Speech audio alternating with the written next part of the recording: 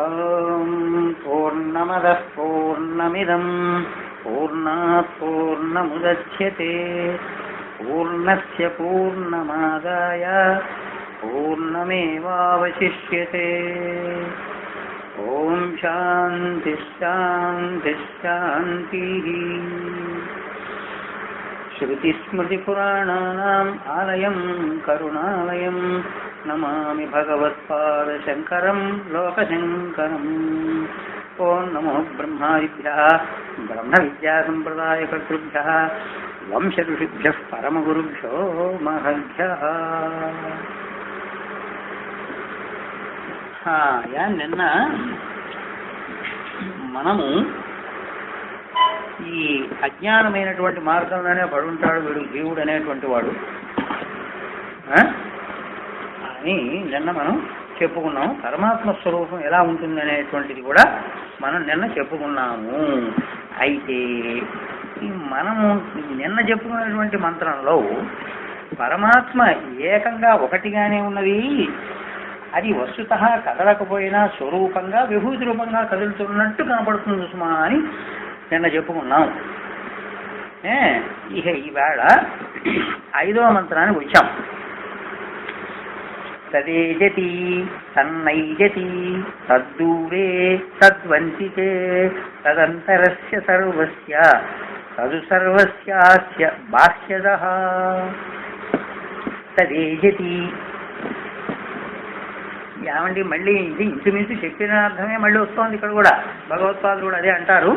చూద్దాం దీని అర్థం ఏమిటో ముందు మనం చూద్దాం. తదేజతి తన్నైజతి తద్దూరే తద్వంచితే తదంతరస్య సర్వస్య తదు సర్వస్యాస్య బాహ్యతః అన్నాడు. తదేజతి అన్నాడు. తదేజతి అంటే ఆ బ్రహ్మస్వరూపం ఉందే, ఏజతి కదిలిపోతుందా? ఏమండి కదిలిపోతుందా? మళ్ళీ కదిలిపోవడం ఏంటండి అంటే నా ఏజతి మళ్ళీ తన్నైజతి కదలదండి అన్నారు. కదిలిపోతుందిట, కదలదుట. తర్వాత తద్దూరే ఆ బ్రహ్మతత్వం ఎట్లా ఉంటుంది? దూరే అస్తి అంటే దూరంగా ఉందండి అన్నాడు. మళ్ళీ తదు సర్వస్యాస్య బాహ్యతః. తదు అన్నప్పుడండి తతు ప్లస్ ఊ అట్లా అంటే ఈ ఊ అనేటువంటి దానికి కూడా మంత్రం కదండి. ఇదంతా కూడా వేద పరిభాష కనుక దాని ప్రత్యేక అర్థం ఉంటుంది. తతు ఊ అంటే ఆ బ్రహ్మతత్వం ఉందే, అంచికే అంచికే అంటే సమీపంలో ఉందయా అన్నాడు. మళ్ళీ ఇందాక ఏమన్నాడు? దూరంగా ఉందన్నాడు. మళ్ళీ సమీపంలో కూడా ఉందయా అంటున్నాడు. తత్ ఆ బ్రహ్మతత్వం సర్వస్యాస్య బాహ్యతః. సర్వస్య అంటే సమస్తమైన చరాచర ప్రపంచం అంతా కూడా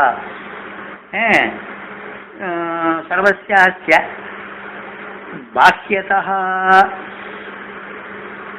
అంటే తత్ అంతః లోపలుంది. అస్తి సమస్త చరాచర ప్రపంచాలన్నిటిలో కూడా లోపల ఉంది. ఇక్కడ మనం అర్థం చేసుకోవాల్సింది ఏంటంటే చర ప్రపంచంలో ఏమో ప్రకటమై కనబడుతోంది, అచర ప్రపంచంలో ఏమో గుప్తంగా ఉంది అని అర్థం చేసుకోవాలి. తర్వాత లోపల ఉందయా అన్నాడు. సరే ఇప్పుడు తేలిపోయిందిగా సర్వవ్యాపకం కనుక. తర్వాత తదు సర్వస్య మళ్ళీ ఆ లోపల ఉందన్నావు కదండి, మరి బయట సంగతి ఏమిటంటావు అని. తదు ఆ బ్రహ్మతత్వమే సస్యాస్య అనమాట. అంటే ఆ సమస్త చరాచర ప్రపంచం యొక్క బాహ్యత వెలుపల కూడా ఉంది అన్నాడు. అది పరస్పర విరుద్ధంగా ఉన్నది మొత్తం. ఇక్కడ ఇదండి మామూలుగా అర్థం. ఇక దీని మీద భగవత్పాదుల యొక్క భాష్యం చూద్దాం. నా మంత్రాణం జామితా అస్తి పూర్వమంత్రోక్తమతి అర్థం పునరాహ అంటున్నారు. అయ్యా మంత్రాలు జామితా అస్తి. ఈ జామితా అంటే ఏమిటి తెలుసా? ఏంటండి చెప్పిన మాటనే మళ్ళీ చెబుతున్నాయి. జామితా అంటే సోమరితనం. ఏమిటి పనికిరాని మాటలు సోమరితనం అంటామండి. ఏంటంటే చెప్పిన వాడు మళ్ళీ చెప్పడం ఏమంటది? సోమరికి చెబుతాం అంతేనా? మంచివాడికి చెప్పం, ఓ మాట చెబితే వాడికి అర్థమైంది. సోమరికి ఏం చేస్తాం? సోమరి పోతుంటాడు, ఊరే నాయన ఊరే నాయన ఊరే నాయన, మళ్ళీ గుర్తుందా గుర్తుందా గుర్తుందా అని మళ్ళీ 10 సార్లు చదువుతుంటాం. ఎందువలన? అట్లాగే మంత్రాలు కూడా చెప్పడం ఏంటండి? ఇట్లాగే ఉన్నాయి కదా అవన్నీ. అంటే దాన్ని భగవత్పాదులు వారు సమాధానం చెబుతున్నాడు. మనం అటు అనుకుంటామేమో, కాదురా అంటున్నాడు. చెప్పిన మాటనే చెప్పడంలో మంత్రానికి ఈ సోమరితనము అంటే మూర్ఖుడికి చెప్పినట్టు చెప్పడం కాదు, చెప్పాల్సిందే మాటి మాటికి అంటున్నాడు ఆయన. ఎందుకండి అంటే పూర్వమంత్రోక్తమపి అర్థం పునరా, పూర్వం చెప్పిన మాటనే మళ్ళీ చెబుతోందండి అన్నాడు. ఎందుకో తెలుసిన మనం అర్థం చేసుకోవాల్సింది. ఆయన అంతవరకే చెప్పారు. ఇది అత్యంత సూక్ష్మం, సామాన్యం కాదు ఇది. ఈ అద్వైతత్వం అనేటువంటి ఎన్నిసార్లు చెప్పినా ఇంకా సందేహం ఉండనే ఉంటుంది. అందుకని దానిలో మళ్ళీ పునరుక్తి దోషం అనేటువంటిది లేదు సుమా. ఎన్నిసార్లు చెప్పినా ఇబ్బంది లేదు, చెప్పాల్సిందే అంటున్నారు ఈయన. ఆ చెప్పినటువంటి మంత్రాన్ని సమర్థిస్తున్నారు. అది అర్థం. తత్ ఆత్మతత్వం ప్రకృతం ఏజితి చలతి. ఈ ఆత్మతత్వం ఉందే, ఇప్పుడు పైన చెప్పాము ఏజతి అన్నాం, చలతి చలిస్తోంది అన్నాం. తన్నైజతి, తన్నైజతి అంటే ఏంటి? చలించటం లేదు అన్నాం. స్వతహా నైవ చలతి అనుకో, స్వరూప సిద్ధంగా కదలటం లేదయా అనుకో, అప్పుడు చలిస్తోంది అన్నావే, మరి అదెట్లా? అచలమేవ సచ్చలతి ఇత్యర్థ. అరే కదలనిదే కదిలింది అనుకోవయా, ఏముంది అక్కడ? కదలంగా స్వరూపంగా కదలలేదు, విభూతిగా కదులుతోంది అనుకో. అయితే మళ్ళీ ఇక్కడ కూడా ఏమండు మళ్ళీ జాగ్రత్త, కదులుతోంది అని అంటున్నాడు ఆయన. అంటల్లా, బహు జాగ్రత్తగా మాట్లాడుతున్నాడు ఆయన. ఒక్క మాట కూడా వ్యర్థం కాదు భగవత్పాదుల మాటలు. చలతీవ ఇత్యర్థ అన్నాడు. చిన్న మాట పడేశాడు, దూర్చాడు ఆయన. చలతీవ, చెలిస్తున్నట్టుగా ఉందని ఆయన, చలించట్లేదు అని అర్థం. అది అర్థం. అందుకని మళ్ళీ చెలిస్తోందంటే మళ్ళీ తాడు తగ్గింది ఇంకా. అది అచలం అని చెప్పి చెబుతూ మూల స్వరూపంగా అచలం అని చెబుతూ మళ్ళీ చెలిస్తోంది అంటే ఎలా కుదురుతుంది? అందుకని చెలిస్తున్నట్టుగా ఉన్నది. ఎందువలన? విభూతి చెలుస్తోందిరా నాయన. విభూతి చెలుస్తుంటే అది చెలుస్తున్నట్టు ఉంది. కారణం ఏమి? దాన్ని పట్టుకుని ఉంది కనుక. ఏం చేయమంటావు? దాన్ని పట్టుకుని ఉన్నప్పటికీ నీకేమనిపిస్తోంది? అది చెలుస్తుంటే ఇది కూడా చెలుస్తోందిరా అని భావన నీకు కలుగుతోంది. అదైందా? కనుక అది పనికిరాదు అని తెలిసిన. తదేజతి తన్నైజతి, సరిపోయిందా? తద్దూరే, తద్దూరే అంటున్నాడు. తద్దూరే అంటే వర్షకోటి శతైరపి అభిదుషాం అప్రాప్యత్వాత్ దూరే ఇవ తత్. మరి ఇక్కడ కూడా ఇవ అని రాస్తాడు ఆయన, బహు జాగ్రత్తగా ఉన్నాడు. ఏమండి తద్దూరే అంటారు ఏంటండి? మరి ఎందుకు దూరం? ఎందుకండి అది దూరంగా ఎందుకుందో తెలుసురా? ఆ వర్షకోటి శతైరపి అది అర్థం. కొన్ని వందల సంవత్సరాలు అయినప్పటికీ కూడా అవిదుష, అజ్ఞాని చేత అప్రాప్యత్వాత్ పొందబడదు కనుక, అజ్ఞాని అయినటువంటి వాడు ఎన్ని వందల సంవత్సరాలు లక్షల సంవత్సరాలు అయినప్పటికీ వాడు దాన్ని పట్టుకోలేడు కనుక అందులో ఏమనుకున్నామండి? దానికి దూరే యువతత్, దూరం లాగే ఉంది. అక్కడ కూడా అది చూడండి, దూరం లాగే ఎందుకండి? ఏమంటే వాడికి దూరంగా ఉంది అనొచ్చుగా, ఆ మాట అనకూడదు.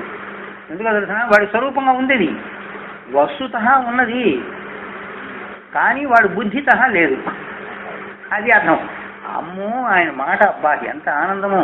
చిన్న మాట కూడా బహు జాగ్రత్తగా. అది దూరే యువతతే, దూరం లాగే ఉంది అంటున్నాడు. దూరం లాగే అంటే అడి వస్తుత ఉందిరా ఆయన, వాడికి ఉంది, అజ్ఞానికి కూడా. కానీ వాడు ఏం చేస్తాం? వాడి కర్మఫలం, వాడి కర్మ ప్రారంభం అలా ఉంది కనుక వాడు దూరంగా ఉన్నట్టుగా అనిపిస్తుంది. ఎందువలన? కొన్ని కోట్ల జన్మలైనా వాడు పట్టుకోలేడు. అందుకని వాడికి దూరం లాగే ఉంటుంది. అది అర్థం. అంటే వస్తుత ఉన్నా వాడికి దూరం లాగే ఉంటుంది అని అర్థం. నత్ తద్వంతికే. ఇకపోతే ఏమండి అంతికే అన్నారు, అది ఎట్లాగండి అంటే సమీపే అత్యంతమే విదుషాం ఆత్మత్వాత్ అన్నాడు. మళ్ళీ విదుషాం, మళ్ళీ జ్ఞాని ఉంటాడు. జ్ఞానికేమో ఆత్మత్వాది వాడి స్వరూపమే కావడం చేత, అంటే వాడి స్వరూపం అని వీడు తెలుసుకున్నాడు కనుక అని అర్థం. వాడు తెలుసుకోలేదు కనుక ఎన్ని లక్షల కోట్ల జన్మలైనా వాడి కర్మ అంతే తీసేయి. వీడు ఏంటంటే వాడి స్వరూపంగానే వీడు తెలుసుకున్నాడు కనుక అత్యంతమేవా సమీపే, వాడికి అత్యంత సమీపంలో ఉన్నట్టే వీడికి. జ్ఞానికేమో అత్యంత సమీపం, వాడు తెలుసుకున్నాడు కనుక, అజ్ఞానికేమో ఎన్ని కోట్ల జన్మలైనప్పుడు కూడా వాడికి తెలియలేదు కనుక, వాడి స్వరూపం అయినప్పటికీ తెలుసుకోలేదు కనుక వాడికి దూరమే, దూరంగా ఉన్నట్లు ఉన్నది. అక్కడ కూడా బహు జాగ్రత్తగా చదువుతున్నారు ఆయన. సరే బాగానే ఉందండి. ఇప్పుడు ఇంతకీ ఏమిటి 2 మాటలు చెప్పారు మీరు ఇక్కడ. తద్దూరే తద్వంతికే అంటారు ఏమిటండి? వాడికేమో దూరం అంటారు, వీడికేమో దగ్గర అంటారు. ఎలాగండి అంటే తదంతరస్య సర్వస్య. ఇప్పుడు నాయన 2 కలిపేస్తున్నాం అన్నాడు వాడికి. తదంతరస్య సర్వస్య న కేవలం దూరే అంతికేచ తదంతరే అభ్యంతరే సర్వస్య యః ఆత్మా సర్వాంతరః ఇది శృతేః. కేవలం దూరే అంతికే. అయ్యా కేవలం దూరంలో ఉన్నది అని కాదు, తర్వాత అంతికే అత్యంత సమీపం ఉన్నదని కాదు. ఎందుకు చెబుతున్నాం అంటే తదంతరే అభ్యంతరే సర్వస్య. ఎందుకో తెలుసిన? అది కాదండి, బాహ్యంలోనూ ఉంది, లోపల ఉందండి. సమస్త ప్రాణుల యొక్క లోపల ఉందండి. సమస్త ప్రాణులు లోపల ఉంది అంటే ఒక మాట ఏనండి, లోపల ఉంది అంటే ఒక ప్రాణి ఉన్నాడండి, మనం ఉన్నాం. లోపల ఇంట్లో ఉన్నాడు వీడు అన్నాడు. లోపల అంటే వీడు బాహ్యంలో లేకుండా వీడు లోపలికి వచ్చాడా అని అడుగుతాం. అర్థమైందని బాహ్యంలో మనిషి ఉంటే లోపలికి వచ్చాడా? లోపలే పుట్టి లోపలే బతికి లోపలే చచ్చిపోతున్నాడు లేదు కదా. కనుక వీడు బయట ఉన్నవాడే లోపలికి వచ్చాడు. వాడు ఎవడవుతాడు? ఒకడేనా కాదా? అర్థమైందా? బయట ఉన్నవాడు ఎవడో వాడే లోపలికి వచ్చాడు, వాడే బయటికి పోతున్నాడు. అట్లాగే పరమాత్మ సర్వవ్యాపకంగా బయట ఉన్నాడు, వాడే లోపల ఉన్నాడు. అది అర్థం.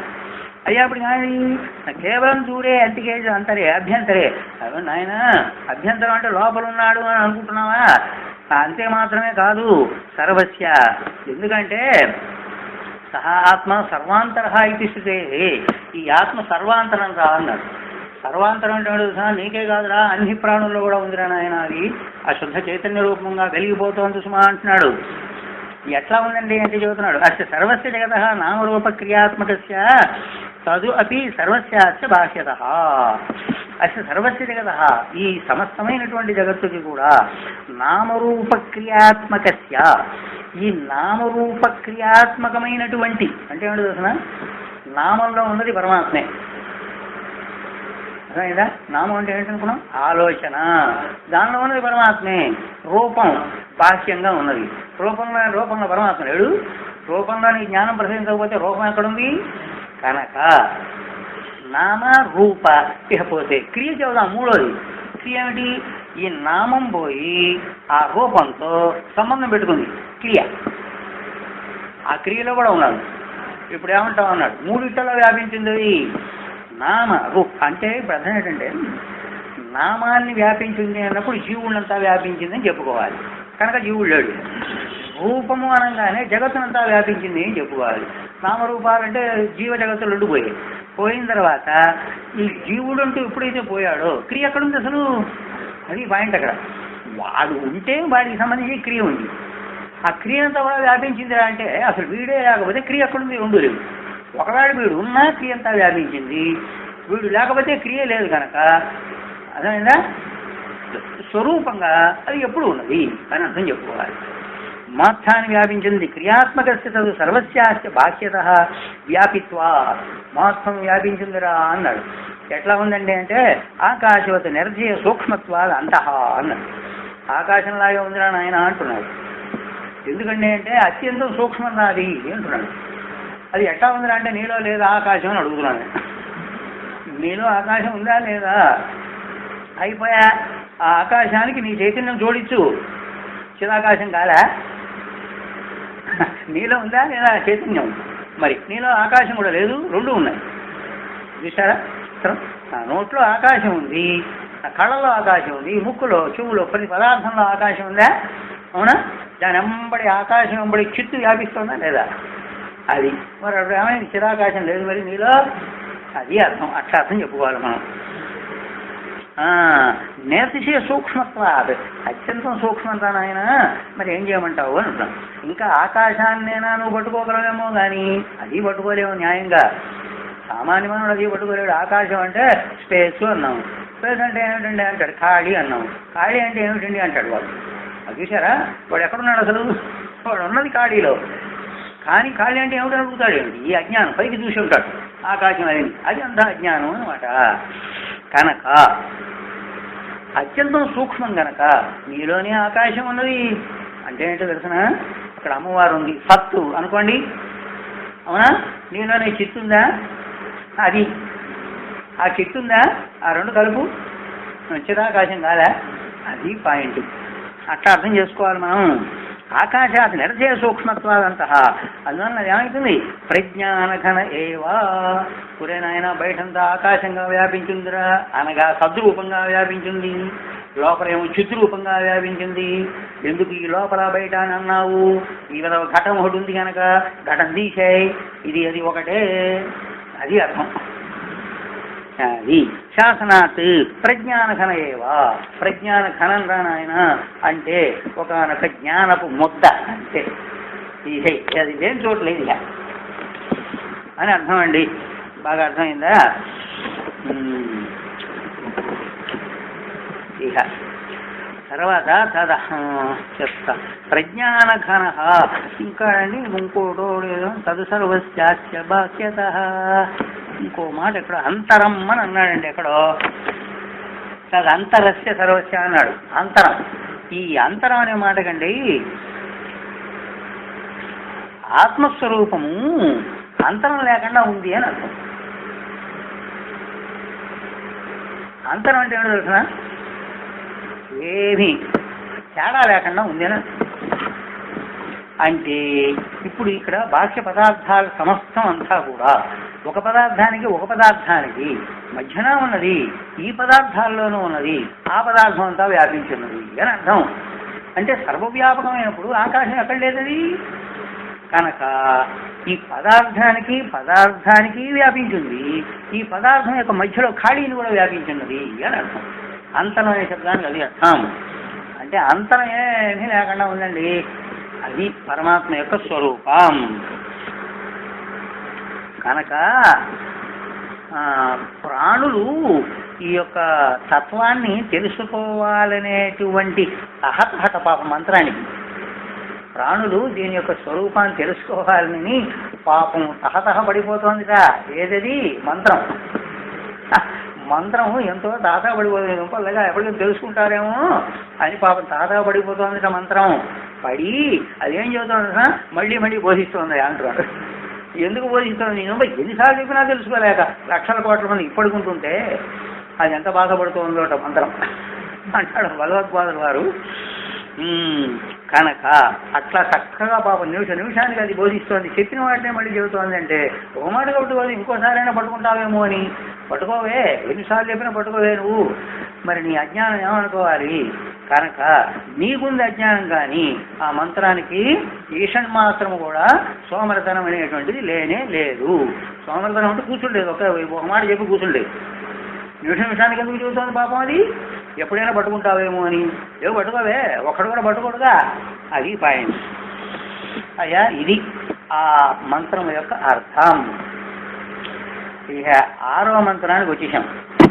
యస్తు సర్వాణి భూతాని ఆత్మన్యేవానుపశ్యతి సర్వభూతేషు చాత్మానం తతో న విజుగుప్సతే.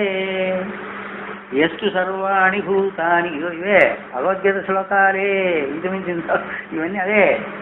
ఈ శ్లోకాలు అక్కడ శ్లోకాలు ఇక్కడను. ఎందుకయ్యా అంటే ఆయన పరమాత్మే, ఆయన స్వరూపమే ఇది.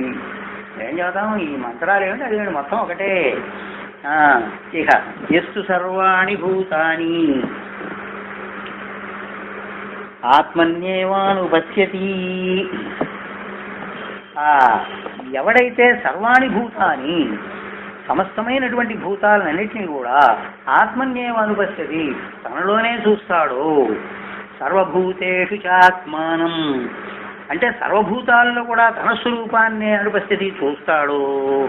తతో న విజిగుప్సతే, అందువలన వాడికి విజిగుప్స అంటే అసఖ్యం అని అర్థం అండి. అసఖ్యం అంటే ఏమిటి? సహించలేని తనం.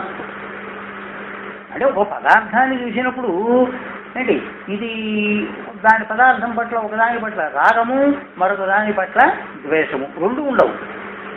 ఎందువలన అసఖ్యం అనేటువంటిది లేదు వాడికి. ఎందుకు? అంతా సఖ్యమే. ఎందుకు? అంతా తన స్వరూపమే వ్యాపించి ఉన్నప్పుడు ఇది రాగం ఏదంటావు, అది ద్వేషం అని ఎట్లా అంటావు? ద్వేషము పరమాత్మే, రాగము పరమాత్మే. బావు ఇంకా దాన్ని తిరిగి ఉంది అక్కడ. ద్వేషం చెప్పాలన్నా పరమాత్మ ఉండవలసిందే, రాగం చెప్పాలన్నా పరమాత్మ ఉండవలసిందే. ఆయన లేని చోటు ఎక్కడా లేదు గనక తతోన విజిగుప్సతే. కనుక వాడు ఏ రకమైనటువంటి అసంతృప్తి లేక అసహ్యాన్ని కూడా పొందడు. సహించలేనితనం ఉండదు వాడికి, హాయిగా ఉంటాడు అని అర్థం. అదే చదువుతున్నాడు. ఇదే శ్లోకం మన దానిలో లేదు. భగవద్గీత అంతా మొత్తం ఇదే శ్లోకం. అదే సర్వభూతస్థమాత్మానం సర్వభూతాని చాత్మని ఈక్షతే యోగయుక్తాత్మ సర్వత్ర సమదర్శిన లేదా సయుక్త సుఖీనర. ఎట్లా ఏదైనా అదే మాటలు. వాడు సర్వత్ర సమదర్శిరా నాయన, అదే మాట ఇక్కడ కూడా. ఏమీ లేదు, తేడా ఏం లేదు. సరే. యహ పరివిరాట్ ముముక్షు సర్వాణి భూతాన్ని వ్యక్తాదీని స్థావరాంతాన్ని ఆత్మన్యేవ అనుపస్థితి ఆత్మ వ్యతిరిక్తాన్ని నపస్థితి ఇత్యర్థ అన్నారు. భాష్యంలో మనం చెప్పిన మాటే భగవత్పాదుల వారి భాష్యం చదువుకుని ఆయన మాటల్లో వింటే కాస్త ఆనందం అని చెప్పుకుంటున్నాం అంతే. ఈ ముముక్షువైనటువంటి వాడు సమస్తమైనటువంటి భూతాలని అవ్యక్తాదీని స్థావరాంతాన్ని అన్నాడు. అవ్యక్తం అంటే ఏంటో చూసినా ఇక్కడ మనం జాగ్రత్తగా అర్థం చేసుకోవాలి. వ్యక్తం అంటే వ్యక్త ప్రపంచం, సద్విశేషం అనుకోండి మన భాషలో. అవ్యక్తం అంటే ఏంటో చూసినా, అవ్యక్తం అంటే పరాప్రకృతి మాయ అనుకోండి, అది శక్తి. అదేనా అవ్యక్తాదీని స్థావరాంతాన్ని, అవ్యక్తము మొదలుకొని స్థావరాంతముల వరకు కూడా. అంటే సత్తు సద్విశేషం. ఇప్పుడు సద్విశేషం అంతా సత్యానండి. సత్తు లేకపోతే సద్విశేషం ఎక్కడుంది అనగా ఆ సద్విశేషంలో ఉండేటువంటి శక్తే సత్తు అయినప్పుడు ఈ సత్తే ఆ సద్విశేషం అయినప్పుడు అవ్యక్తాదీని స్థావరాంతాన్ని, అవ్యక్తమైనటువంటి మాయాశక్తి మొదలుకొని స్థావరాంతం వరకు ఆత్మన్యేవ అనుపస్థితి. మొత్తం తన శక్తిని ప్లస్ తన శక్తి యొక్క సృష్టిని మొత్తం ఆత్మన్యేవ అనుపస్థితి, తనలోనే చూస్తాట. వాడు అత్యంతం బుద్ధిమంతుడు అని చెబుతున్నాడు ఆయన. ఆత్మ వ్యతిరిక్తాన్ని నపస్థితి, ఆత్మ అంటే వ్యతిరిక్తంగా వాడు చూడడు, సమస్తం ఆత్మస్వరూపంగానే దర్శిస్తాడు. సర్వభూతేషు ఆత్మానం తేషాం భూతానాం స్వమాత్రం ఆత్మత్వేన యథా సురేహస్య కార్యకారణ సంఘాతస్య ఆత్మ అహం సర్వప్రత్యయ సాక్షిభూత చేతయిత కేవలో నిర్గుణ అనేనైవ స్వరూపేణ అవ్యక్తాదీనాం స్థావరాంతానాం అహమేవ ఆత్మ ఇది సర్వభూతేషు ఆత్మానం నిర్విశేషం యస్తు అనుపస్థితి సహ తతః తస్మాదేవ దర్శనాత్ న విజుగుప్సతే జుగుప్సాం ఘృణాం నగరోతి. అదేనండి. కనుక ఈ సర్వప్రత్యయ సాక్షిభూతమైనటువంటిది నీ చైతన్యం. సర్వప్రత్యయాలంటే ఏడవసిన ఆలోచనలను అర్థం. సర్వప్రత్యయ సాక్షిభూత అన్ని ఆలోచనలకి సాక్షిభూతమైనటువంటివి. జీవుడిని తీసేందుకు వారి జీవుడు లేడు అసలు అక్కడ. చేతయిత కేవల శుద్ధ చైతన్యం, కేవలో నిర్గుణ కేవలమైనటువంటి నిర్గుణ స్వరూపమే. అనేనేవ స్వరూపేణ ఈ స్వరూపం చేతనే అవ్యక్తమైనటువంటి స్థావరాంతముల వరకు కూడా, అంటే అవ్యక్తం మొదలుకొని స్థావరాంతముల వరకు అహమేవ ఆత్మ సర్వభూతేషు, నేనే సర్వవ్యాపకంగా ఉన్నాను అని భావిస్తాట వాడు. ఆత్మానం నిర్విశేషం వేస్తున్న పరిస్థితి, ఆత్మను నిర్విశేషంగా అంటే ఏ విశేషం లేకుండా అంటే సమంగా చూస్తున్నాడు. సహా తతః తస్మాదేవ దర్శనాత్ నవిజుగుప్సతే. అలా చూస్తున్నాడు కనుక నవిజుగుప్సతే. ఇంకా వాడికి సహించలేదంటూ ఏముంటుందండి? అన్ని పదార్థాలు కూడా తన స్వరూపంగా దర్శిస్తున్నప్పుడు ఏ రాగము లేదు, ఏ ద్వేషము లేదు, హాయిగా ప్రశాంతంగా ఉంటాడు సుమా అంటున్నాడు. ఇదండి ఆ భాష్యం కూడా పూర్తి చేశాం. ఇక 7వ మంత్రానికి వచ్చేసామండు.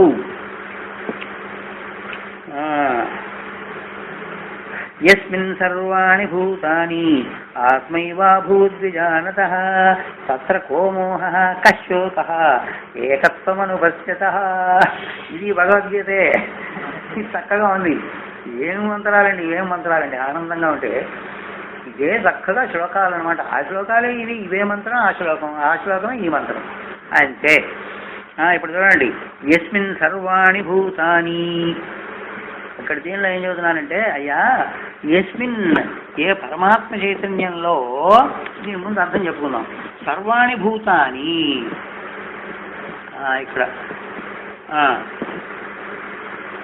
ఇక్కడ ముందు విజానతాదికని చెప్పుకుందాం. అది కర్త ముందు అక్కడ రావాలి. ఆత్మైవ అభూత్ విజానత అని అన్నాడు కాదు, చివర కర్తది. ఆ కర్త దగ్గర చెప్పుకుందాం. విజానత ఆత్మతత్వం ఎరిగినటువంటి వాడికి యస్మిన్ ఏ జీవిత కాలంలో, అంటే ఏ జీవుల్లో అని అర్థం. అక్కడ ఏ జీవుల్లో సర్వాణి భూతాన్ని, సమస్త చరాచర భూతాలన్నీ కూడా ఆత్మయేవా, ఆత్మస్వరూపమే. అంటే ఏంటి, జీవుల్లో కూడా ఆత్మస్వరూపమే ఉంది అనగా ఆత్మ లేనిదే జీవుడు లేడు అని అర్థం. అనుపశ్యత ఆత్మతత్వాన్ని చక్కగా దర్శిస్తున్నట్టండి. అట్లా చూచేటువంటి వాడిని, అంటే ప్రతి జీవుల్లో ఆత్మస్వరూపాన్నే చూస్తున్నాడు. అంటే ప్రతి జీవుల్లో ఆత్మ వ్యాపించిందిగా, అక్కడ శరీరం మినహాయించి వాడు ఆత్మనే దర్శిస్తుంటాడని వీడు అర్థం. శరీరం చోటే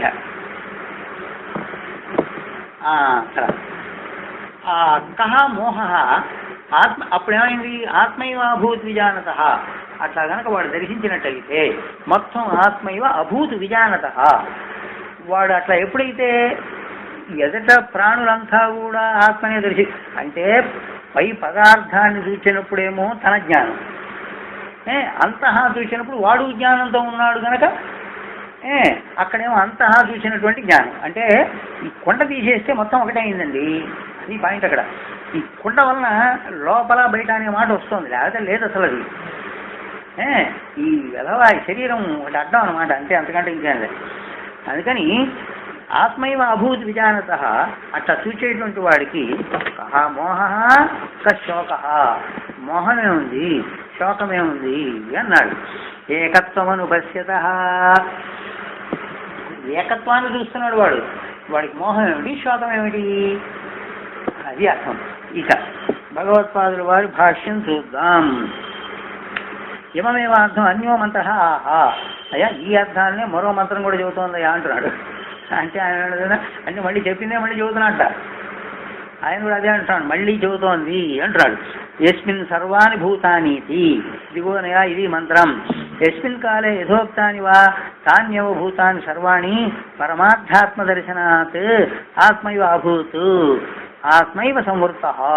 సమస్తమైనటువంటి భూతాలన్నీ కూడా పరమార్థ దర్శనం వీడు కలిగినటువంటి వాడు కావడం చేత వీడి ఆత్మగానే మారిపోయినాయి. అంతే, సమస్త పదార్థాలు వీడి ఆత్మైవ సంవృత, ఆత్మగానే మారిపోయినాయి. అక్కడ భాష్యంగా ఏం లేవని అర్థం. వీడుంటేనే కాదు ఉన్నాయి, వస్తురావి లేనప్పుడు ఏమైంది, వీడే ఉన్నాడు కనుక వీడి స్వరూపంగా మారిపోయినాయి. పరమార్థ వస్తు విధానత, పరమార్థ స్వరూపాన్ని వీడు ఎవడైతే తెలుసుకున్నాడు కనుక వీడికి తత్ర తస్మిన్ కాలే, అంటే ప్రతి పదార్థము కూడా తన స్వరూపంగా దర్శించేటువంటి వాడికి ఆ సమయంలో తత్రచ ఆత్మని, అది తత్రచ ఆత్మనివా కశోక కోమోహ. ఆ ఆత్మలో శోకం ఏమిటి, మోహం ఏమిటి అని అన్నాడు. ఇప్పుడు ఇక్కడ మన ఆంతర్యం చూడాలండి. శోకశ్చ మోహశ్చ కామ కర్మ బీజం అజానతో భవతి. ఈ శోకమోహాలు ఎప్పుడు వస్తాయి తెలుసా? కామ కర్మ బీజం అజానత. ఈ కామము కర్మ, ఈ కామం బయలుదేరింది, అవునా? తర్వాత కర్మ బయలుదేరింది, దానిలో నుంచి. దానికి ముందు ఏముంది చెప్పండి? అవిద్య ఉంది.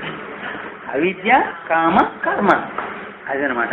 ఈ కామ కర్మలకి రెండింటికి బీజం ఏదైతే ఉందో అక్కడ అదేమిటది? అజ్ఞానం.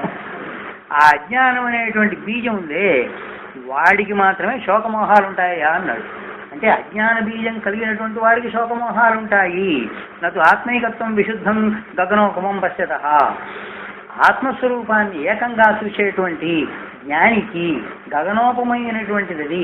గగనోపమం అంటే ఆకాశంతో సమానమైనటువంటి ఆ శుద్ధ చైతన్యాన్ని చూసేటువంటి వాడికి మాత్రము ఏ రకమైనటువంటి శోకము మోహము అనేటువంటివి ఉండవు అని అర్థం. అయితే ఇక్కడ శోకమోహాలు దేనికి సంబంధించి చెప్పండి? మనోధర్మాలు.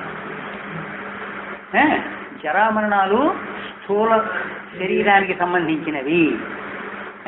శోకమోహాలు మనస్సుకి సంబంధించినవి. అంటే న్యాయంగా శోకమోహాలు కాదులాంటి ఇటు తిప్పుకోవాలి, మోహశోకాలని చెప్పుకోవాలి. సరే, లోకంలో బాగా ప్రసిద్ధంగా శోకమోహాలు పడింది కనుక ఆయన కూడా అట్టగా అన్నాడు. అంతేగా ఆయన తెలివి తక్కువవాడు కాదు, ఆయన తెలుసు, తెలిసే మాట్లాడుతున్నాడు ఆయన. అది తెలిసే. ఇప్పుడు జ్ఞాని ఏమంటున్నాడండి? తెలిసే ఏమంటున్నాడు తెలుసా? వీడు నేనే అంటాడు. వీడు బయటికి ఎక్కడే పోతే ఏమండి నువ్వు వస్తున్నావు? నేనే వస్తున్నానండి. నాది వస్తుందంటాడా? అనడుగా. మరి వీడికి తెలుసా తెలియదా? తెలుసు. అంటే నాది పోతోందని వీడికి తెలుసు. కానీ ప్రపంచానికి నాది పోతోందంటే వాడికి అర్థం కాదు, వాడు అయోమయం అయిపోతాడు. అందుకని ఏం చేస్తాను, నేను వస్తున్నా పోవాయా అంటాడు. కానీ న్యాయంగా వస్తోంది నేను కాదు, నాది వస్తోందని వీడికి తెలుసు, తెలిసే మాట మాడుతున్నాడు. అలాగే ఈ శోకమోహాలు అనేటువంటివి నాయన ముందు మోహమే ఉంది, శోకం తర్వాత అనే విషయం ఆయనకి తెలుసు, తెలిసే ఉంటున్నాడని అనుకోవాలి. అట్లా అంత అర్థం చేసుకున్నాం హాయిగా. ఇప్పుడు ఏంటంటే ఎందుకో తెలుసిన మాట అది కాదండి, ముందు మోహం అండి. మోహం అంటే ఏంటి? భ్రమ, అజ్ఞానం. అది అజ్ఞానం ఉంటే నీకు శోకం వచ్చిందా? శోకం ఉంటే అజ్ఞానం ఉందా? అసలు శోకం అక్కడ ఉంది, ముందు అజ్ఞానం ఉంటేనే. అది పాయింట్. కనుక మోహ శోకశ్చ అన్నమాట. ఈ రెండు మనోధర్మాలు.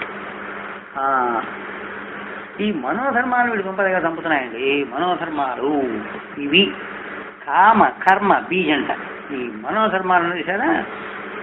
ఆ మనోధర్మాల వల్ల కామాలు బయలుదేరతాయి, దానివల్ల కర్మలు చేస్తావు. వీటన్నిటికీ బీజం మూలం అజ్ఞానం. అదిగో వాడికి మాత్రమే శోకమోహాలు ఉంటాయిరా నాయన, వీడికి ఉండవు. ఆత్మస్వరూపం దర్శించినటువంటి వాడికి గగనోపమంగా చూస్తుంటాడు పరమాత్మని అంటున్నాడు. ఆకాశ రూపంగా చూస్తుంటాట, సర్వం ఆకాశ రూపంగా, అంత ఆకాశంలోనే ఉంది ఆయన అని చూస్తుంటాట వీడు. అట్లా చూసేవాడు ఏముంటాయి వీడికి అంటున్నాడు. ఇది దీనిలో ఆంతర్యం. అయితే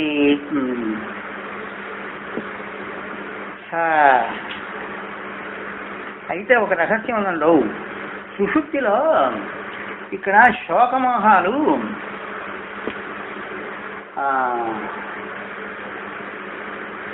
లయమైపోయినాయిగా, మరి అక్కడెక్కడ ఉన్నాయి అని మళ్ళీ ప్రశ్న వస్తుంది. అంటే మళ్ళీ మనం గట్టిగా చెప్పుకోవాలి, కొరికి ఒక మాట అనుకుంటుండాలి. అవే మనకి తెలిసిందే, మళ్ళీ అనుకుంటుండాలి. ఏమండి మళ్ళీ పిచ్చి ప్రశ్న ఎవడని వేస్తే మళ్ళీ మనం బోల్తా పడకూడదు. సుషుప్తిలో శోకమోహాలు అనేటువంటివి లేవు కదా, మరి అక్కడ లేవు కదండి, అప్పుడు ఆత్మే కదా అని ప్రశ్న. అయ్యో నాయన లేకపోవడం ఏంటరా నాయన, మెలకువగలంగానే మళ్ళీ శోకమోహాలు వస్తున్నాయా లేవా అన్నాడు. మళ్ళీ జాగ్రత్తగా రాగానే ఉన్నాయా లేవా అంటే అక్కడ వాసనగా ఉన్నాయని. ఇక్కడ వృత్తి ధరించిందంటే అక్కడ వాసనగా ఉంది. వాసన లేకుండా వృత్తి చూపించు. ఎందుకంటే అంతకు పూర్వం వాసనలు లేకపోతే వృత్తే లేదు అసలు. అక్కడ సంస్కార రూపంగా ఉంది, కనపడకుండా ఉంది. అదే దొంగ, అది మహాప్రమాదం. అది అసలు పెద్ద దొంగ అదే. ఆ దొంగే దీనికి కారణం. అందుకని శోకమోహాలు మళ్ళీ ఉదయిస్తున్నాయి. తెల్లవారు లేపాడికి నీకు శోకమోహాలు ఎక్కడి నుంచి వచ్చినాయి? అది అక్కడ వాసనగా ఉన్నాయి. పగటిపూటేమో శోకమోహాలు వృత్తిగా ఉంటాయి, అక్కడేమో రాత్రిపూట సుషుప్తిలో వాసనారూపంగా ఉంటాయి. కనుక సుషుప్తిలో శోకమోహాలు లయమైపోయినాయి అంటున్నారే, అది శాశ్వతం కాదు. శాశ్వతంగా లయం కావు అవి, అశాశ్వతంగా లయమైనవి. అంటే తాత్కాలికంగా లయమైనట్టు కనపడుతున్నాయి దొంగలవి. మహాదొంగ ప్రమాదం. అవి అట్లా ఉంటాయి. అంటే ఏంటి? మనస్సు పడుకుంటుంది కదండి, అది పాయింట్. అక్కడ మనస్సు ఎప్పుడైతే పడుకున్నాడు దానిలో ఉంటాయి కదా శోకమోహాలు. అయిపోయా, వీడికి ఏం తెలియదు. తెలియకుండా పడున్నాడు కాదు, తెలియకుండా పడున్నాడు అమ్మ లేవులే అనుకుంటున్నాడు. పొరపాటునైనా తెల్లారాడికి మళ్ళీ ఆ మనస్సు లేవగానే మళ్ళీ తయారవుతాయి. కనుక అయితే అజ్ఞానంతో పాటు అది మూలం. ఆ అజ్ఞానం ఏదైతే ఉందో దాంతో పాటు శోకమోహాలు అంతరిస్తే అది బ్రహ్మ విద్యా ఫలం. బ్రహ్మ విద్య యొక్క ఫలం ఏమిటనుకుంటున్నావు? అది నిర్బీజం. బీజం పోవా, బీజం పోతే అది బ్రహ్మ విద్య. అప్పుడు నీకు ఉదయించినట్టు. అంటే ఏమిటి అర్థం? నీ స్వరూపం అనేటువంటిది అజ్ఞానం కాదు, కారణ శరీరం నేను కాదు అని నువ్వు తెలుసుకోవడమే. అది తెలుసుకున్నప్పుడు ఏం జరిగింది? వృత్తి రూపమైనటువంటి జాగ్రత్త స్వప్నాలు కూడా పోతాయి. ఒకటేమో సూక్ష్మంగా ఏడుస్తుంది, ఒకటేమో స్థూలంగా ఉందండి. అంటే జాగ్రత్త స్థూలం, అదేమో సూక్ష్మం. అంటే తేడా. ఈ రెండింటికి కారణం అది మూలం. అది ఎప్పుడైతే జ్ఞాని ఎప్పుడైతే ఉన్నాడో ఈ రెండింటికి మూలమైనటువంటి కారణశక్తి దాన్ని వాడు దగ్ధం చేసేవాళ్ళు వారేశాడు కనుక ఈ రెండు కూడా పోతాయి. పోతే ఇక వాడు పరమాత్మే. అది అర్థం. ఇక 8వ మంత్రానికి వచ్చామండి. సపర్యగాత్ శుక్రం అకాయం అవ్రణం అస్నావిరం శుద్ధం అపాపవిద్ధం కవిర్మనీషీ పరిభూ స్వయంభూ యాథాదధ్యత అర్థాన్ వ్యదధాత్ శాశ్వతీభ్య సమాభ్య. వాడు చదువుతాయి మాటలు కష్టంగా ఉంటాయి. మంత్రం కదిది సపర్యగాత్ శుక్రం అకాయమౌరణం అస్మావిరం శుద్ధమపాపవిద్ధం కవిర్మనీషీ పరిభూ స్వయంభూ యాథాదధ్యతోర్థాన్ వ్యదధాత్ శాశ్వతీభ్య సమాభ్య. ఇదండి మంత్రం. సపర్యగాత్ అది సహా అంటే పరమాత్మ పర్యగాత్ అంతటా వ్యాపించున్నట్టండి. సహా పర్యగా అంటే ఏంటి? అంతటా వ్యాపించున్నాడు ఆయన. ఇంకెవరు? శుక్రం. శుక్రం అంటే ఏంటి చూసిన? శుద్ధము అని అర్థం. శుద్ధం అంటే ఏంటి చూసిన? చిత్తు అని అర్థం. అది అంటే ఏంటి చూసిన? అక్కడ శక్తితో కలిసి లేడు.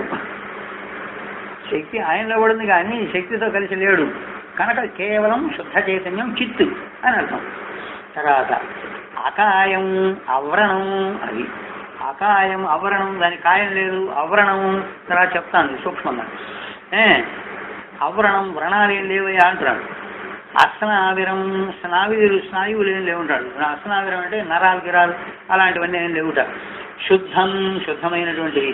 అపాపవిద్ధం ఏ పాపాలు దానికి ఏం అంటుకోరా ఆయన. కవిర్మనీషీ. కవి అంటే కూడా చెప్తాను మీకు, క్రాంతదర్శి అని అర్థం తర్వాత వస్తుంది. మనీషి పరిభూ. మనీషి అంటే అడుగుతున్నా అన్ని మనస్సులను శాసించేటువంటి వాడు అని అర్థం. అన్ని మనస్సులు శాసించేవాడు. ఈ మనసు ఆ మనసు కాదు. అక్కడ ప్రతి పదార్థం జంతువులతో సహా ఉండేటువంటి మనస్సుని శాసిస్తాట. శాసించడం అంటే అడుగుతున్నా అది ఆయన ఉంటేనే మనం తెలుసుకుంటాయి పదార్థాలు. లేకపోతే ఏముంది అయోమయమే. జంతువులతో సహా ఏం చేయలేవు. ఓ దోమ తినాలంటే దానిలో పరమాత్మ చైతన్యం లేదా ఏం తింటుందండి? ఎక్కడంతో పట్టుకుంటుంది అది. అది అట్లాగే ఎక్కడ దాని దాకా ఇంకా సూక్ష్మం దగ్గరికి పోదాం. దోమలు చెప్పండి, రుసువులు చూడండి, ఆశ్చర్యం ఎక్కడికి వస్తాయి చెప్పండి. అవి దోమల కంటే మరీ హీనం, మరీ బుద్ధిది. రుసుము కనపడదు. అర్థమండి. ఎక్కడైనా అరటిపండు పెట్టండి, అక్కడ వచ్చి చుట్టూరా పండు తొక్క ఎక్కడైతే తీసేసావో తక్కువ దాని నిండా అన్ని ఉంటాయి. ఏమిటిది ఆశ్చర్యం. మరి అక్కడ ఎట్లా వచ్చినాయి చెప్పండి. అది ఏమీ లేనటువంటి శూన్య ప్రదేశంలో ఉండమే. లేదు రాయి పెట్టు అక్కడ రావు. ఇది నాకు తెలుసు. అమ్మ ఇది లాభం లేదురా, రాయి పెట్టాడు వీడు, ఇవన్నీ తినడానికి లేదురా అని తెలుసు వాడికి. ఆశ్చర్యం అండి. అది కూడా కాదు, ఇంకోటి కూడా. మనం ఉప్పు కళ్ళు ఉప్పు పెట్టండి అక్కడ, దాన్ని రావు అసలు. ఎందుకు వదులుతున్నా వాడికి తెలుసు అది నాకు ఉపయోగం లేదని. చక్కగా అరటి పండు ఏదో ఒకటి తొక్కలు తీసి అక్కడ పెట్టండి, అబ్బో అన్ని మూగుతాయి. కారణం ఏంటంటే ఇది నాకు ఉపయోగం, దీనిలో వాళ్తే దీనిలో కాస్త కోస్త రసం పీల్చుకొని నా కడుపు నింపుకోవచ్చనేటువంటి జ్ఞానం దానికి ఉన్నది అక్కడ. అది అర్థం. అది పరమాత్మ అట్లా ఉంటాట. అది అర్థం. మనీషి అంటే అన్ని మనస్సుల్ని శాసించేటువంటి వాడుగా ఉంటాడు. పరిభూ మాత్రం వ్యాపించి ఉంటాట.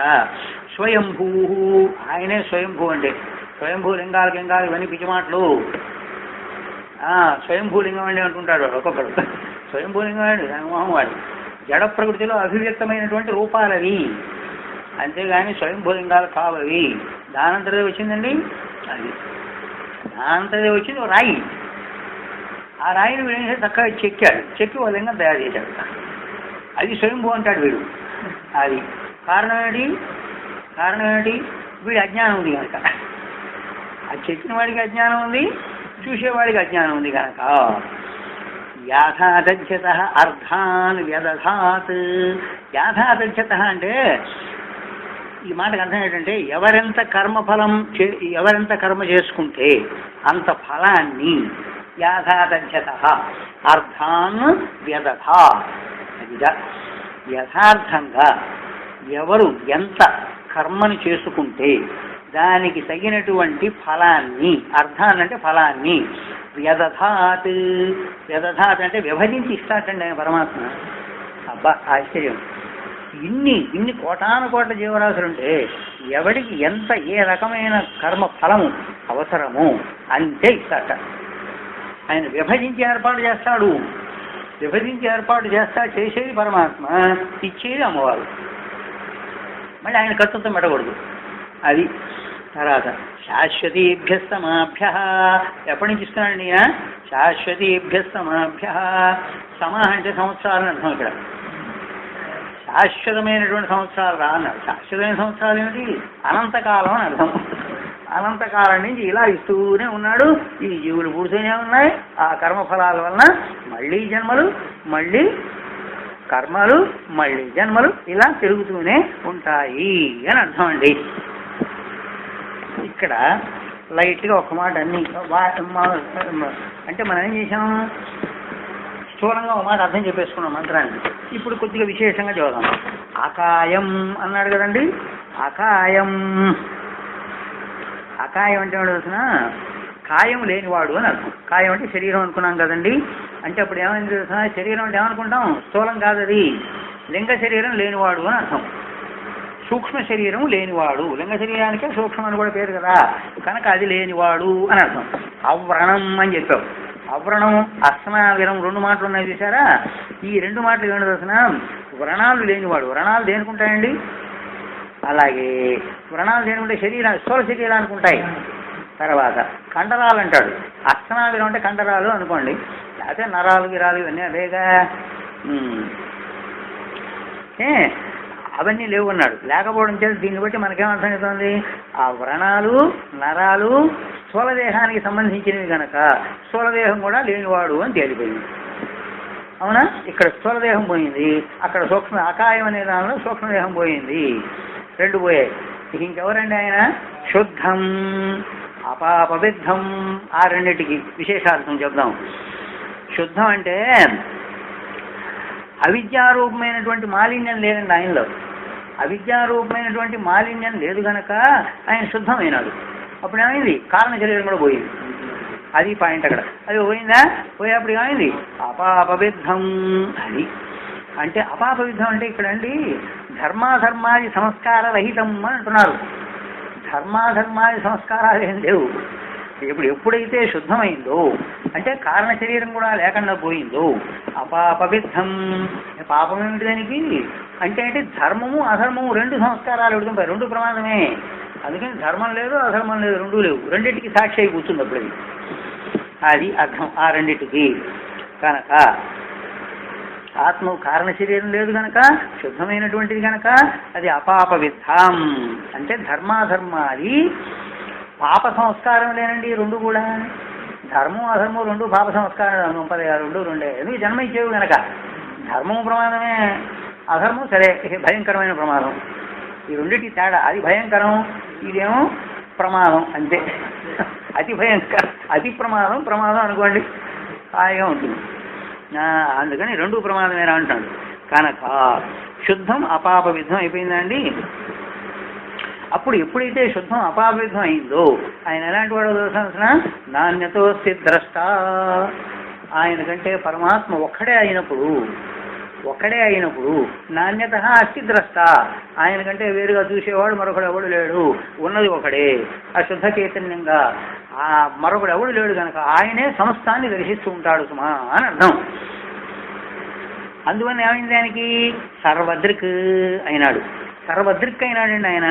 కనుక ఆయన సర్వదృక్కుని ఎప్పుడైతే అయినాడు అంటే సమస్తాన్ని దర్శించేవాడు ఎప్పుడైతే అయినాడో ఆయన ఏమవుతాడు? సర్వజ్ఞుడు అవుతాడు. తర్వాత కవి, మనీషి అని రెండు మాటలు ఉన్నాయి. వాటిని విశేషాంశం ఇక్కడ చూద్దాం. ఈ రెండు కూడా ఏమండో సర్వదృక్ అనేటువంటి అర్థాన్ని రెండు చెబుతాయటండి. అంటే సర్వదృక్ అంటే సమస్తాన్ని దర్శించేవాడు సర్వజ్ఞుడైనాడు. తర్వాత మనీషి అన్నాడు. మనీషి అంటే సర్వజ్ఞుడైనాడు. అంటే సర్వజ్ఞుడు సర్వదృక్. కవి అంటే సమస్తాన్ని దర్శించేవాడు సర్వదృక్ కవి. మనీషి సర్వజ్ఞుడు. సమస్తాన్ని చూసేవాడు ఎవడో వాడు సర్వజ్ఞుడు అయితేనే చూస్తాడు, లేకపోతే సమస్తాన్ని ఒకటెట్ట చూస్తాడు? అది పాయింట్. మనం అసర్వజ్ఞం కనుక ఒక పదార్థాన్ని చూస్తాం, ఇంకోటి చూడలేము. ఎందుకు? జీవుడుగా విషయం కనుక. అది మన కర్మ.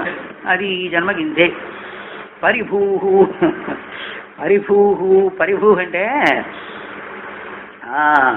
పరి అంటే ఉపరి అని అర్థం అండి. పరిభూ అంటే ఈ భూమిలో ఉండేటువంటి సమస్త ప్రాణుల యొక్క ఉపరి పైన ఉంటాడట. అంటే బాహ్యంగా ఉంటాడు సమస్తంగా, బాహ్యంగా ఉండి అంతరంలోకి వచ్చాడు.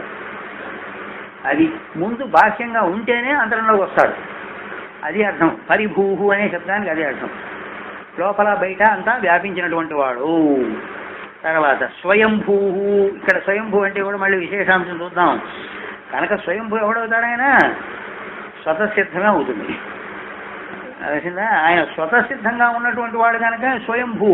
స్వయం భవతి ఇది స్వయంభూ అండి. స్వయంగా పుట్టాడు. ఇంకెక్కడున్నాడు ఎవడు? అతనికంటే మించిన వాడు ఎవడు లేడు. కనుక స్వతసిద్ధం కనుక పరాధీనం కాదు. కనుక ఇప్పుడు ఈ లింగాలు కావు, తెలిపోలే. స్వయంభూ అయిన వాడు స్వయంభూ పరమాత్మ శుద్ధ చైతన్యమే. మరి ఈ లింగాలు పరభూ పరాయుడు, పరాధీనం, పరాధీనమైంది. అదేమో స్వయంభూ అయింది. అది శాశ్వతీభ్య సమాభ్య. ఎప్పటికి ఉన్నాడా అంటే మళ్ళీ ఈ మాటకి విడివిడిగా చెప్పుకోవాలి. సమాహ అనే మాటలకేమో సంవత్సరం అని అర్థం అండి. శాశ్వతీభ్య అన్నాడు. ఇందాకేం చెప్పాం? అనంతం అని చెప్పాం. తెలిసిందా? అనేక సంవత్సరముల నుండి. అనేకం అంటే అనేక శబ్దానికి ఏముండవు, లిమిట్ లేదు. కోట్లు కోట్లు ఎన్నైనా చెప్పుకో, మనం చెప్పుకోలేక అనేకం అనేకం ఒక మాట.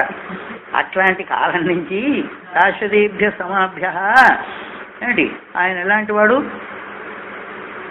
అప్పటి నుంచి ఉన్నట్టండి. అంటే శాశ్వతమైనటువంటి కాలము నుండి కూడా. అంటే కాలం ఎప్పుడు మొదలైందో అక్కడి నుంచి నీకు కనపడుతున్నాడు. అదో పాయింట్ అక్కడ. మరి అంతకుముందు లేడా? కాలం లేనప్పుడు స్వరూపంగా ఉన్నాడు, కాలం ఉన్నప్పుడు కాల రూపంగా కనపడుతున్నాడు అని అర్థం. దేశ కాల వస్తువులను వ్యాపించి కనపడుతున్నాడు ఇక్కడ. దేశము, కాలము, వస్తువులు. దేశం అంటే ఆకాశం, కాలం అంటే ప్రాణం అనుకోండి, అదేగా వాయువు అనుకోండి, వస్తువులు, పదార్థాలు, వీటంతా వ్యాపించున్నాడు. దేశకాల వస్తువులంతా సృష్టి తర్వాత ఉన్నాడు, సృష్టికి పూర్వము స్వరూపంలో ఉన్నాడు కనుక నీకు కనపడ్డు. అది ఆయన యొక్క స్వరూపం. అందుకనే శాశ్వతీభ్య సమాభ్య. శాశ్వతమైనటువంటి వాడు ఆయన. అంతకు మించినటువంటిది మరొకటి లేనే లేదు అని చెప్పారండి. ఇక తర్వాత 9వ మంత్రానికి వచ్చామండి. అంధం తమ ప్రవిశంతి ఏ అవిద్యాముపాసతే తతో భూయ ఇవ తే తమః యవు విద్యాయాగం రతాః. ఇది మంత్రం. అంధం తమ ప్రవిశంతి ఏ అవిద్యాముపాసతే తతో భూయ ఇవ తే తమః యవు విద్యాయాం రతాః అంటున్నాడు. ఇక్కడ మనకి 8వ మంత్రం వరకు 4 నుంచి 8 వరకు పరమాత్మ చైతన్య స్వరూపాన్ని గురించి వివరణ జరిగింది. ఇప్పుడు 9వ మంత్రానికి వచ్చాం. ఈ 9వ మంత్రం దగ్గర నుంచి 14వ మంత్రం దాకా బ్రహ్మతత్వాన్ని తెలుసుకునేటువంటి ఉపాయాన్ని చెబుతాయండి ఈ మంత్రాలన్నీ. ఇక్కడి నుంచి 9 దగ్గర నుంచి 14 దాకా. అయితే ఏమండి మరి ఇప్పుడు 9 దగ్గర నుంచి 14 దాకా ఎన్నైనాయి? 6 అయినాయి. ఈ 6 కూడా పరమాత్మతత్వాన్ని తెలుసుకోవడానికి ఉపాయాన్ని చెబుతాయి అన్నాం. అయితే మరి దానిలో మళ్ళీ తేడా. మొదటి 3 ఉన్నాయి చూసారా? అంటే మొదటి 3 అంటే 9, 10, 11 ఇంతవరకు. ఇవేం చేస్తాయట? విద్య అవిద్యను గురించి చెప్తాయండి. విద్య అవిద్య. అయితే ఇక్కడ విద్య అంటే ఏమిటి? విద్య అంటే ఇక్కడ మనం బలతా పడకూడదు. విద్య అంటే పరమాత్మ స్వరూపం కాదు ఇది. విద్య దేవతా జ్ఞానం అని అర్థం. అర్థమైందా? తర్వాత అవిద్య అంటే ఏమిటో తెలుసునా? అవిద్య అంటే కేవలం కర్మానుష్ఠానం. అవిద్య అంటే కేవలం కర్మానుష్ఠానము, విద్య అంటే దేవతా జ్ఞానం. అది వాటి గురించి చెబుతున్నాడు చూడండి. అంధం తమ ప్రవిశంతి ఏ అవిద్యాముపాసతే. అంధం తమ ప్రవిశంతి ఏ ఎవరైతే అవిద్యాముపాసతే కేవల కర్మానుష్ఠానాన్ని ఎవరైతే చేస్తూ ఉంటారో వాళ్ళు అంధం తమ ప్రవిశంతి కటిక చీకటి లోకాల్లో పడిపోతారు సుమా. అయిపోయింది, కొట్టి పారేశారు. అర్థమైందా? అప్పుడు అది తతో భూయైవతే తమః యవు విద్యాయాం రతాః. ఓరు నాయను, తతః భూయైవతే తమః, అంతకంటే కడిగి చిక్కలు పడిపోతారు. వీళ్ళు ఎవరండి? యవు విద్యాయాం రతాః. యవు అంటే ఎవరైతే అని అర్థం. ఎవరైతే విద్యాయాం రతాః, కేవలం ఉపాసన చేసేస్తారు. ఊరు నాయను, కేవలం ఉపాసన చేసిన వాడు అంతకంటే చీకట్లో పడిపోతారు. అదేంటిది కేవలం ఉపాసన అంటే? ఎవరు సూర్యుడు, ఇంద్రుడు, అగ్ని, ఆదిత్యుడు మొదలైనటువంటి వాళ్ళండి. ఈ మొదలైన దేవత ఉపాసనలు ఇవి భిన్న భిన్నంగా విడివిడిగా చేస్తున్నాడు వీడు. అందుకని వీడు ప్రమాదమే, వీడు అంతకంటే చీకట్లో పడిపోతాడు. మరి వాడు ఇక చెప్పక్కర్లేదు. వాడికంటే ఎక్కువ చీకటి వీడంటే దేవతోపాసన వ్యర్థమైపోయింది. అర్థమైందా? మరి అవిద్య అంటే కేవలం కర్మానుష్ఠానం చేసేటువంటి వాళ్ళు కూడా పోయారు. ఇది విషయం. అయితే ఇక్కడ దీని మీద చాలా విశేషాంశం ఉన్నది. అయితే ఏమండి, మరి ఇది ఎక్కడ ఘోరం అండి, మరి అట్లా పడిపోతారా అంటే, అయ్యా కేవలం విద్యయా కర్మణ చెప్తా. కర్మణా పితృలోక, అది కర్మణా పితృలోక, కర్మల చేత పితృలోకం సిద్ధిస్తుందండి. అది అర్థం. పితృలోకం అంటే చెమ్మ చీకటితో ఉంది కనుక ఆ మాట అన్నామండి అంటున్నాడు. లేకపోతే విద్య, మరి విద్యతో మరి అది కూడా అంతకంటే చీకటి అన్నారు కదండి అంటే, విద్య దేవలోక, ఆ దేవలోకం కూడా చీకటే పోరా నాయన అంటే. అంటే విడిగా అది చేసిన, విడిగా ఇది చేసిన రెండూ ప్రమాదమే. అది అర్థం అండి. కనుక ఏం చేయాలి? అది శాస్త్ర విహితం కదండి. మరి శాస్త్రం చెప్పింది కదా, ఇది చెప్పింది అది చెప్పింది కదండి అంటావా? దానికి అర్థం ఉందిరా నాయన. ఎందుకంటే వీళ్ళిద్దరూ విడివిడిగా చేస్తే దేవతోపాసన ప్రమాదమే, విడివిడిగా చేస్తే కర్మానుష్ఠానము ప్రమాదమే. కనుక ఏం చేయాలి? సగుణ బ్రహ్మోపాసన, కేవలం సగుణ బ్రహ్మోపాసన చేసిన వాడు అనమాట వాడు. అంతేగా సగుణమేగా, దేవతోపాసన అన్నవాడు సగుణమే కదండి. అంటే ఆ సగుణం కాదండు, ఆ చెప్పిన సగుణం కాదు, క్రమముక్తిది కాదు ఇది. ఇది సగుణమేగా, విడిగా దేవతోపాసన అనమాట అర్థం. వీడు గాఢాంధకారణ పడతాడు, వీడు పడిపోతాడు అని అన్నారు కదా. అంటే కేవలం కర్మల్ని చేయరాదు, తర్వాత కేవలం సగుణోపాసన కూడా చేయరాదు అని తెలిసిపోయింది. మరి ఇప్పుడు ఏం చేయాలండి అన్నావా?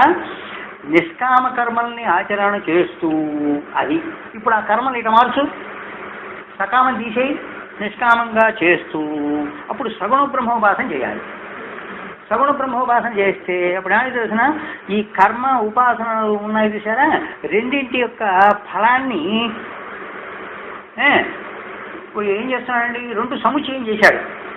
అంటే ఆ నిష్కామ కర్మ, తర్వాత ఏమో ఈ దేవతోపాసన, ఈ రెండు చేస్తున్నాడు కనుక, ఏకకాలంలో చేస్తున్నాడు కనుక దీని ఏమంటారంటే సముచ్చయము అంటాం. అట్లా చేస్తే మంచిదని అంటాం. అది ఇది వాడు విడివిడిగా చేస్తాడు తెచ్చాడే కనుక రెండు కలిసి అది నిష్కామంగా చెయ్యి, ఇక్కడేమో దేవతోపాసన చేస్తే అప్పుడు నీకు కొంత ఫలం ఉంటుంది అని అర్థం. కర్మ సముచ్చయం అనమాట, అది అర్థం. ఇదండి ఈ మంత్రంలో విశేషం. ఇంకా కాస్త విశేషం కావాలంటే రేపు చూద్దాం. అక్కర్లేదనుకుంటాను, ఇంతకంటే అక్కర్లేదు.